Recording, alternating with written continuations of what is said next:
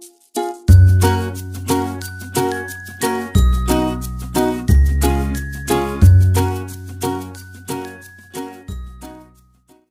Friends, welcome to ഇസാൻസ് world. കുട്ടികളുടെ ചൈൽഡ്ഹുഡിൻ്റെ ഒരു ഭാഗമാണ് അവർ വീഴുക എന്ന് പറയുന്നത്. പക്ഷേ ആ സമയത്ത് അവരെ എങ്ങനെയാണ് ട്രീറ്റ് ചെയ്യേണ്ടതെന്ന് നമുക്ക് ബോധം ഉണ്ടാവണം. അപ്പോൾ ഇന്നത്തെ വീഡിയോ ഞാൻ ചെയ്യാൻ പോകുന്നത് നിങ്ങൾ ഒരുപാട് പേര് റിക്വസ്റ്റ് ചെയ്തൊരു കാര്യമാണ്. അതായത് കുട്ടികൾ വീണാൽ അവർക്ക് എന്തെങ്കിലും ഇഞ്ചറി ഒക്കെ ഉണ്ടായാൽ നമ്മൾ എങ്ങനെയാണ് അവരെ ട്രീറ്റ് ചെയ്യേണ്ടതെന്ന്, അതല്ലെങ്കിൽ അവരെ എപ്പോഴാണ് ഡോക്ടറെ കാണിക്കേണ്ടത്, അതുപോലെ തന്നെ കുട്ടികൾക്കുണ്ടാകുന്ന ഈ അപകടങ്ങളൊക്കെ നമ്മൾ എങ്ങനെയാണ് അവോയ്ഡ് ചെയ്യേണ്ടതെന്നുമാണ്. അപ്പോൾ വീഡിയോ തുടങ്ങും മുമ്പ് ഒരു റിക്വസ്റ്റ് ഉണ്ട്. അതായത് നിങ്ങൾക്ക് വീഡിയോ ഇഷ്ടമായെങ്കിൽ തീർച്ചയായും ലൈക്ക് ചെയ്യണം.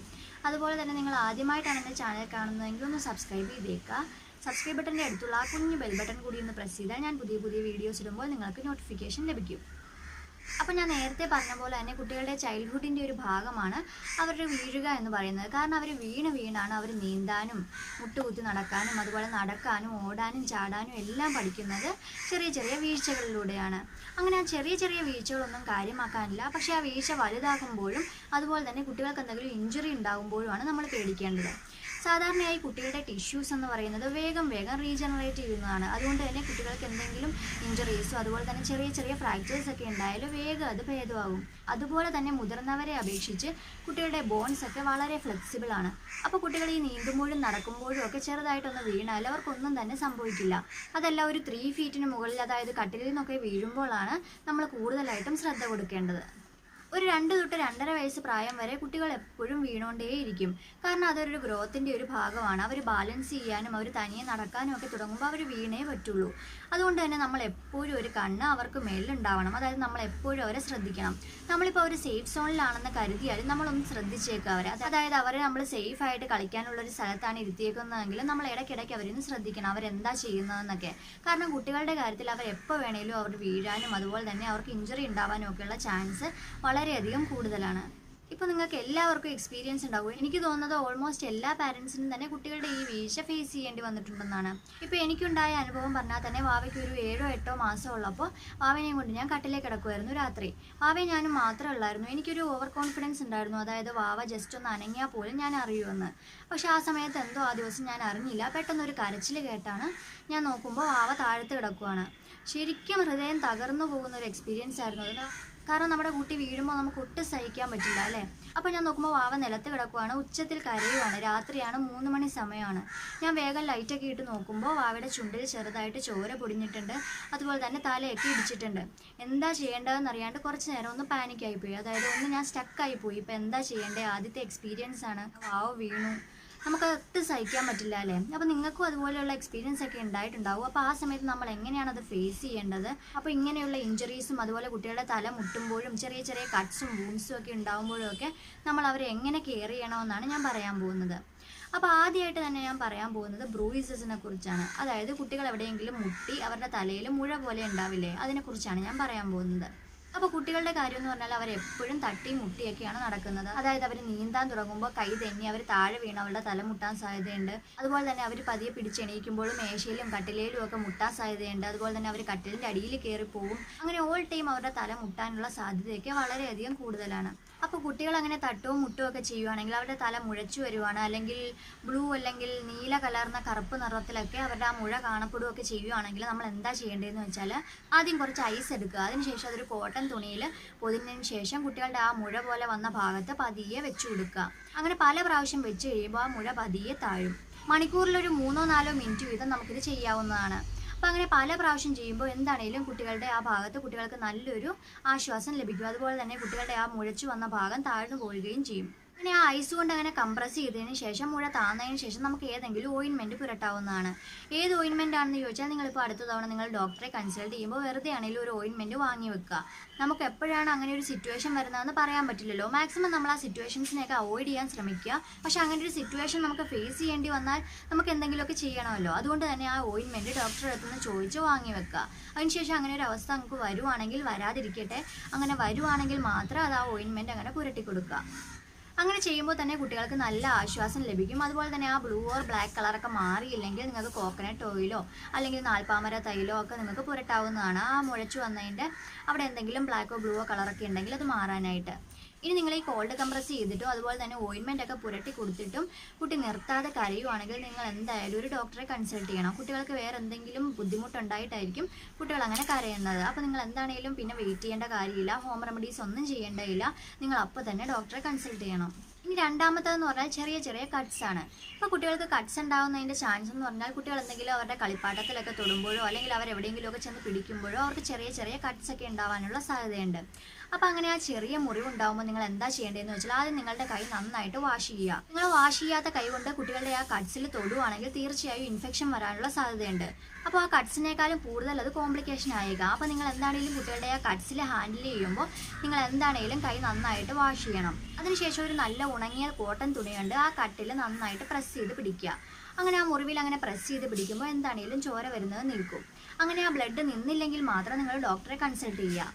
എന്താണെങ്കിലും ഒരു 5 തൊട്ട് 10 മിനിറ്റിനുള്ളിൽ തന്നെ ആ കട്ട്സിൽ നിന്ന് വരുന്ന ബ്ലഡൊക്കെ നിൽക്കാനുള്ള സാധ്യതയാണ് കൂടുതലുള്ളത്. അങ്ങനെ ആ മുറിവിൽ നിന്ന് ബ്ലഡ് വരുന്നത് നിന്ന് കഴിയുമ്പോൾ മാത്രം ആ മുറിവ് നന്നായിട്ട് വാഷ് ചെയ്യുക. അതായത് അവിടെ ഏറെ എന്തെങ്കിലും ഡേർട്ടോ എന്തെങ്കിലും ഉണ്ടെങ്കിൽ അത് വാഷ് ചെയ്ത് പോകാനായിട്ടാണ് അത്. അതിനുശേഷം ഞാൻ നേരത്തെ പറഞ്ഞ പോലെ ഡോക്ടറുടെ കയ്യിൽ നിന്ന് വാങ്ങിച്ചു വെച്ചിരിക്കുന്ന മുറിവിൻ്റെ ഓയിൻമെൻറ്റ് പുരട്ടി കൊടുക്കുക.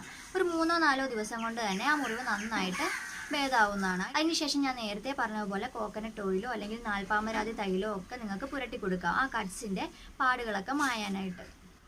അതല്ലെങ്കിൽ നിങ്ങൾ ആ കട്ട്സൊക്കെ കഴുകി കഴിയുമ്പോൾ എന്തെങ്കിലും ആൻറ്റിസെപ്റ്റിക് ലിക്വിഡ് എന്തെങ്കിലും നിങ്ങളുടെ കയ്യിൽ ഇരിപ്പുണ്ടെങ്കിൽ അതുകൊണ്ടും കൂടെ നന്നായിട്ട് കഴുകി കൊടുക്കുക. അതിനുശേഷം ഓയിൻമെൻറ്റ് പുരട്ടുന്നതായിരിക്കും ഒന്നുകൂടി കൂടുതൽ നല്ലത്. ഈ ഓയിൻമെൻറ്റ് നിങ്ങൾ ഡോക്ടർ പറയുന്നതനുസരിച്ച് 3-4 മണിക്കൂർ കൂടുമ്പോഴോ അല്ലെങ്കിൽ ഡോക്ടർ ഏതൊക്കെ സമയത്താണ് പുരട്ടാൻ നേരത്തെ പറഞ്ഞിട്ട് നിങ്ങൾക്ക് ആ ഓയിൻമെൻറ്റ് തന്നത് ആ സമയത്തൊക്കെ നിങ്ങൾ പതിയെ പുരട്ടി കൊടുക്കുക. ഇനി മൂന്നാമത്തെ ലിപ്പ് ഇഞ്ചുറിയാണ്. ലിപ്പ് ഇഞ്ചുറി കുട്ടികൾക്ക് എപ്പോൾ വേണേലും വരാം. കാരണം കുട്ടികൾക്ക് ചെറിയ ചെറിയ കുഞ്ഞി പല്ലുകളൊക്കെ വന്നു കഴിയുമ്പോൾ ആ പല്ലിന് നല്ല മൂർച്ചയായിരിക്കും. അപ്പോൾ കുഞ്ഞുങ്ങൾ ചെറുതായിട്ടാണെങ്കിലും എവിടെയെങ്കിലും ഒക്കെ മുഖം തട്ടിക്കഴിയുമ്പോൾ അവർക്ക് തീർച്ചയായും ചെറിയ ചെറിയ മുറിവുകളൊക്കെ ചുണ്ടിലുണ്ടായെന്ന് വരാം. അതുപോലെ തന്നെ കുട്ടികൾ നീന്താനും മുട്ടുകുത്തി നടക്കാനും ഒക്കെ തുടങ്ങുമ്പോൾ തെന്നി ഫ്ലോറിൽ ഇടിച്ച് വീഴാനൊക്കെയുള്ള സാധ്യതയൊക്കെ വളരെ കൂടുതലാണ്. എൻ്റെ മോൻ ഇപ്പോൾ തന്നെ അത് പല പ്രാവശ്യം ഉണ്ടായിട്ടുണ്ട്. കാരണം ആൾക്ക് ഭയങ്കര ഹറിബറിയാണ്. അതായത് ഈ വേഗം വേഗം പുള്ളിക്ക് നീന്തണം അങ്ങനെയൊക്കെയാണ്. അപ്പോൾ അങ്ങനെ വരുമ്പോൾ തീർച്ചയായും തെന്നി വീഴും. പല പ്രാവശ്യം ചുണ്ടൊക്കെ പൊട്ടിയിട്ടുമുണ്ട്. അപ്പോൾ ഇങ്ങനെ ചുണ്ടൊക്കെ പൊട്ടുമ്പോൾ നമ്മൾ എന്താ ചെയ്യേണ്ടതെന്ന് വെച്ചാൽ ചെറുതായിട്ടൊരു ചെറിയ ക്വാണ്ടിറ്റിയിൽ ഷുഗർ എടുത്തിട്ട് ആ മുറിവിൻ്റെ ഭാഗത്ത് വെച്ച് കൊടുക്കുക. അപ്പോൾ വേഗം തന്നെ ബ്ലഡ് നിൽക്കുന്നതാണ്. അപ്പോൾ ഞാൻ നേരത്തെ പറഞ്ഞ പോലെ 5 തൊട്ട് 10 മിനിറ്റ് വരെ ആ ബ്ലഡ് വരുന്നത് നിന്നില്ലെങ്കിൽ മാത്രം നിങ്ങൾ തീർച്ചയായും ഡോക്ടറെ കൺസൾട്ട് ചെയ്യണം. വായിലുണ്ടാകുന്ന മുറിവിന് ഓയിൻമെൻ്റ് ഒന്നും പുരട്ടേണ്ട കാര്യമില്ല. ഞാൻ നേരത്തെ പറഞ്ഞ പോലെ കുറച്ച് ഷുഗർ മാത്രം വെച്ച് കൊടുത്താൽ മതിയാവും. അത് കുട്ടിയുടെ ബ്ലഡ് നിൽക്കാനും അതുപോലെ തന്നെ മുറിവ് ഉണങ്ങാനും ഒക്കെ വളരെയധികം ഹെൽപ്പ് ചെയ്യും. അതുപോലെ തന്നെ വായിലുണ്ടാകുന്ന മുറിവുകളൊക്കെ കുട്ടികളുടെ വേഗം തന്നെ ഉണങ്ങും. ഇനി നാലാമത്തതും വളരെ ഇമ്പോർട്ടൻ്റ് ആയിട്ടുള്ള ഒരു ഇഞ്ചുറി ഏതാണെന്ന് പറഞ്ഞാൽ ഹെഡ് ഇഞ്ചുറിയാണ്. ഹെഡ് ഇഞ്ചുറി ഞാൻ നേരത്തെ പറഞ്ഞ പോലെ കുട്ടികളെ ബെഡിൽ നിന്ന് വീഴുമ്പോഴൊക്കെയാണ് കൂടുതലും ഉണ്ടാവുക. അപ്പോൾ നമ്മൾ എപ്പോഴും ആ കേസസൊക്കെ അവോയ്ഡ് ചെയ്യാനായിട്ട് പ്രത്യേകം ശ്രദ്ധിക്കണം. ഞാൻ വാവ വീണേ പിന്നെ അതിൻ്റെ തൊട്ട് പിറ്റേ ദിവസം തന്നെ കട്ടിലൊക്കെ എടുത്ത് മാറ്റി ബെഡ് ഇപ്പോൾ തറയിലിട്ടാണ് കിടക്കുന്നത്. നിങ്ങൾ മാക്സിമം അങ്ങനെയൊക്കെ ചെയ്യാൻ ശ്രമിക്കുക. നമ്മുടെ ശ്രദ്ധ എപ്പോഴും രാത്രി കുട്ടികളുടെ മേത്ത് എത്തിയെന്ന് വരില്ല. അപ്പോൾ എൻ്റെ കേസിൽ പറയുവാണെങ്കിൽ തന്നെ ഞാൻ വാവ രാത്രി എപ്പോൾ അനങ്ങിയാൽ തന്നെ ഞാൻ എണീറ്റുകൊണ്ടിരുന്നതാണ്. പക്ഷേ ആ ദിവസം എന്തോ ഞാൻ എണീറ്റില്ല. കുട്ടി തനിയെ എണീറ്റു പോയി നീന്തി ചെന്ന് വീഴുവാണ് ഉണ്ടായത്. പക്ഷെ ആ സമയത്ത് നമുക്ക് ഒരുപാട് സങ്കടം തോന്നി. നമ്മൾ ശ്രദ്ധിക്കാത്തതുകൊണ്ടാണല്ലോ അല്ലെങ്കിൽ ആ കട്ടിലിൽ തന്നെ കുട്ടിയെ കിടത്തിയതുകൊണ്ടാണല്ലോ എന്നൊക്കെ ഓർത്ത് എനിക്ക് വളരെയധികം വിഷമം തോന്നി. കാരണം ഞാൻ ശ്രദ്ധിച്ചിട്ടുണ്ടെങ്കിൽ അങ്ങനെ ഒരു കേസ് ഉണ്ടാവില്ലായിരുന്നല്ലോ. അതിനുശേഷം അന്ന് തൊട്ട് ഇന്നേ വരെ ഞാൻ മാവേനെ കട്ടിലിൽ കിടത്തിയിട്ടില്ല. കട്ടിലൊക്കെ എടുത്ത് മാറ്റിയിട്ട് ബെഡ് തറയിലിട്ടിട്ട് ബെഡിലാണ് ഇപ്പോൾ മാവേനെ കിടത്താറുള്ളത്. അത്രയ്ക്ക് പേടിയായിപ്പോയി. അപ്പോൾ നിങ്ങൾ എന്തായാലും ഈ ഹെഡ് ഇഞ്ചുറിയുടെ കേസസ് ഒക്കെ മാക്സിമം അവോയ്ഡ് ചെയ്യുക. കുട്ടികളെ കൂടുതലും കട്ടിലിൽ കിടത്താതിരിക്കുക. കിടത്തുവാണെങ്കിലും കട്ടിലിൻ്റെ സൈഡിലൊക്കെ തലയണയോ അങ്ങനെ എന്തെങ്കിലും വെച്ചേക്കുക, കുട്ടികളെ മറിഞ്ഞു പോകാതിരിക്കാനായിട്ട്. നീന്തിയൊക്കെ പോകാൻ തുടങ്ങിയ കുട്ടികളാണെങ്കിൽ തീർച്ചയായും പ്രത്യേകം കെയർ കൊടുക്കേണ്ടതാണ്. കാരണം അങ്ങനെ ഒന്നും ഉണ്ടായിട്ട് നമ്മൾ ഒരുപാട് വിഷമിച്ചിട്ട് കാര്യമില്ലല്ലോ. അതുകൊണ്ട് തീർച്ചയായും നിങ്ങളൊരു കെയർ കൊടുക്കണം. അപ്പോൾ ഇങ്ങനെ ഹെഡ് ഇഞ്ചുറി ഉണ്ടായാൽ കുട്ടികളുടെ പെയിൻ മാറാനായിട്ട് വളരെയധികം സമയമെടുക്കും. കുട്ടികൾ ഒരു 30 മിനിറ്റ് തൊട്ട് 1 മണിക്കൂർ വരെയൊക്കെ കരയാൻ വരെ ചാൻസ് ഉണ്ട്. കാരണം അത്രയ്ക്കും പെയിൻ ഉണ്ടാവും അവർക്ക്. അതുപോലെ തന്നെ ആ പെയിൻ മാറാനും ഒരുപാട് സമയമെടുക്കും. അതുപോലെ തന്നെ ഇങ്ങനെ ഹെഡ് ഇഞ്ചുറി ഉണ്ടാകുമ്പോൾ കൂടുതൽ എക്സ്റ്റേണൽ ഇഞ്ചുറി അധികം പേടിക്കേണ്ട കാര്യമില്ല. പക്ഷേ ഇൻറ്റേർണൽ ഇഞ്ചുറി ഉണ്ടാവുന്നതാണ് നമ്മൾ പേടിക്കേണ്ടത്. അതുകൊണ്ട് തന്നെ കുട്ടികൾക്ക് ഇങ്ങനെ എന്തെങ്കിലും വീഴ്ചയൊക്കെ ഉണ്ടായാൽ നമ്മൾ 2 ദിവസം കുട്ടികൾക്ക് പ്രത്യേകം കെയർ കൊടുക്കണം. അതായത് ഇപ്പോൾ നമ്മൾ കുട്ടി വീണ് കഴിഞ്ഞ് കുട്ടി എണീറ്റ് നമ്മൾ കുട്ടിയെ ഒന്ന് എടുത്തുകൊണ്ട് നടന്ന് അല്ലെങ്കിൽ കുട്ടിയെ ആശ്വസിപ്പിച്ച് അവന് ഇഷ്ടമുള്ള കാര്യമൊക്കെ ചെയ്തു കൊടുത്ത് അവൻ ആക്റ്റീവായി ഹാപ്പിയായി നിൽക്കട്ടെ. എന്നാലും നമ്മൾ 2 ദിവസം നന്നായിട്ട് കെയർ ചെയ്യണം. ആദ്യമായിട്ട് കുട്ടികൾക്ക് ഹെഡ് ഇഞ്ചുറി ഉണ്ടാകുമ്പോൾ തീർച്ചയായും ബ്രൂയിസസ് ഉണ്ടാവും. അതായത് മുഴ എവിടെയെങ്കിലും തട്ടിയിട്ട്. അപ്പോൾ ഞാൻ ആദ്യം ബ്രൂയിസസ് ഒക്കെ ഉണ്ടാകുമ്പോൾ പറഞ്ഞ കേസിലെ പോലെ തന്നെ കോൾഡ് കംപ്രസ് ചെയ്യുക. ഐസ് എടുത്ത് കോട്ടൺ തുണിയിലിട്ട് കുട്ടിയുടെ തല എവിടെയാണോ മുട്ടിയത് അവിടെ നന്നായിട്ട് കംപ്രസ് ചെയ്ത് കൊടുക്കുക. അങ്ങനെ പല പ്രാവശ്യം ചെയ്യുമ്പോൾ തീർച്ചയായും കുട്ടിക്ക് അവിടുത്തെ വേദന കുറയും. അതിനുശേഷം നന്നായിട്ട് ബ്രസ്റ്റ് ഫീഡ് ചെയ്യുക. ഏറ്റവും നല്ലത് ബ്രസ്റ്റ് ഫീഡ് ചെയ്യുമ്പോൾ തന്നെ കുട്ടിയുടെ തലയിൽ ഇതുപോലെ കംപ്രസ് ചെയ്യുന്നതാണ്. കാരണം കുട്ടികൾ അധിക സമയം ഇങ്ങനെ കംപ്രഷൻ ഒന്നും സമ്മതിക്കില്ല. അതായത് കുട്ടികൾക്ക് ഒരു അസ്വസ്ഥതയാണല്ലോ. അപ്പോൾ ബ്രസ്റ്റ് ഫീഡ് ചെയ്യുന്ന സമയം തന്നെ നമ്മൾ പതിയെ ആ കോൾഡ് കംപ്രസ് കുട്ടികൾക്ക് ചെയ്തു കൊടുക്കുക. അങ്ങനെ ഫീഡിങ് കഴിയുമ്പോൾ തന്നെ വേറെ പ്രശ്നമൊന്നും ഇല്ലെങ്കിൽ കുട്ടികൾ കാമാവും, ഹാപ്പി ആവും, അതുപോലെ തന്നെ ആക്റ്റീവ് ആവും. ഇനി അങ്ങനെ ആയില്ല, കുട്ടികൾ വീണ്ടും കണ്ടിന്യൂസ് ആയിട്ട് കരയുവാണ്, അവർ ഫീഡ് ചെയ്യാനായിട്ട് അവർ സമ്മതിക്കുന്നില്ല എന്നൊക്കെ ഉണ്ടെങ്കിൽ തീർച്ചയായും നിങ്ങൾ ഡോക്ടറെ കൺസൾട്ട് ചെയ്യേണ്ടതാണ്. അതുപോലെ തന്നെ നമ്മൾ ഈ വീഴ്ച കഴിഞ്ഞ് 2 ദിവസം നമ്മൾ നോക്കിയിട്ടും കുട്ടികൾക്ക് ആ വീണ ഭാഗത്തുള്ള പെയിൻ മാറിയില്ലെങ്കിൽ നമ്മൾ തീർച്ചയായിട്ടും ഡോക്ടറെ കൺസൾട്ട് ചെയ്യണം. ഇനി നിങ്ങൾ കുട്ടികൾ ഇതുപോലെ വീണ് കഴിഞ്ഞാൽ 2 ദിവസത്തേക്ക് ശ്രദ്ധിക്കേണ്ട കാര്യങ്ങൾ എന്തൊക്കെയാണെന്ന് പറയാം. ആദ്യമായിട്ട് ശ്രദ്ധിക്കേണ്ടത് കുട്ടികൾ അൺകോൺഷ്യസ് ആവുന്നുണ്ടോ എന്നാണ്. അതായത് കുട്ടികൾക്ക് ബോധം പോകുന്നുണ്ടോ എന്നാണ്. അങ്ങനെ ബോധം പോകുന്നുണ്ടെങ്കിൽ തീർച്ചയായും ഡോക്ടറെ കൺസൾട്ട് ചെയ്യുക. കാരണം അത് ഇന്റേണൽ ഇഞ്ചുറി ഉണ്ടായിട്ടാണ്. ഇനി രണ്ടാമത്തെ കാര്യം ശ്രദ്ധിക്കേണ്ടത് കുട്ടികളുടെ മൂക്കിലൂടെയോ ചെവിയിലൂടെയോ അതുപോലെ വായിലൂടെയോ ഒക്കെ ബ്ലഡ് വരുന്നുണ്ടോ എന്നാണ്. ഇന്റേണൽ ഇഞ്ചുറി ഉണ്ടായിട്ടുണ്ടെങ്കിൽ കുട്ടികൾ തീർച്ചയായും വീണ് കഴിഞ്ഞ് 2 ദിവസത്തിനുള്ളിൽ ഇതൊക്കെ ഉണ്ടാവുന്നതാണ്. മൂന്നാമത്തെ കാര്യം ശ്രദ്ധിക്കേണ്ടത് എന്താണെന്ന് വെച്ചാൽ കുട്ടികൾ വൊമിറ്റ് ചെയ്യുന്നുണ്ടോ എന്നാണ്. ഹെഡ് ഇഞ്ചുറി ഉണ്ടായാൽ അത് ഇന്റേണലായിട്ടാണ് ബാധിച്ചിരിക്കുന്നതെങ്കിൽ കുട്ടികൾ തീർച്ചയായും വൊമിറ്റ് ചെയ്യും. അങ്ങനെയുള്ള കേസിൽ വേഗം തന്നെ നിങ്ങൾ ഡോക്ടറെ കൺസൾട്ട് ചെയ്യേണ്ടതാണ്. ഈ നാലാമത്തെ കാര്യം നിങ്ങൾ ശ്രദ്ധിക്കേണ്ടത് എന്താണെന്ന് വെച്ചാൽ കുട്ടികളുടെ ബോഡി ഫുള്ളായിട്ട് ബ്ലൂവോ ബ്ലാക്കോ കളറായിട്ട് മാറുന്നുണ്ടോ എന്നാണ്. അങ്ങനെ ഒരു കളർ ചേഞ്ച് എന്തെങ്കിലും വീണതിന് ശേഷം 2 ദിവസത്തിനുള്ളിൽ കുട്ടികൾക്ക് കാണുവാണെങ്കിലും തീർച്ചയായും നിങ്ങൾ ഡോക്ടറെ കൺസൾട്ട് ചെയ്യണം.